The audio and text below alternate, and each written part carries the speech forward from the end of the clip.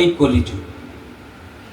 তাই গীতাতে বলছে যদা যদা হি ধর্মস্য গ্লানির্ভবতি ভারত অভ্যুত্থানাম ধর্মস্য তদাত্মানাং সৃজন্ম্যহম পরিত্রাণাং সাধূনাং বিনাশায় দুষ্কৃতম ধর্ম সংস্থাপনার্থায় সম্ভাবামি যুগে যুগে।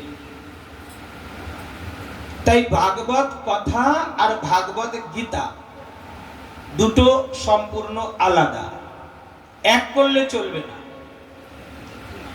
ভাগবত কথা আমার জীবনে শ্রেষ্ঠ আদর্শ তৈরি হওয়ার কথা, যেটা শ্রবণের সাথে সাথে আমার পরিবর্তনের ইঙ্গিত পাওয়া যাবে।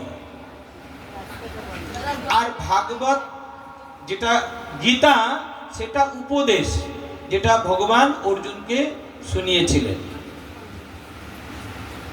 কিন্তু এখন বর্তমানে কম্পিউটারের যুগ, আধুনিক যুগ, এখন গীতা শাস্ত্রকে কি বলছে জানেন?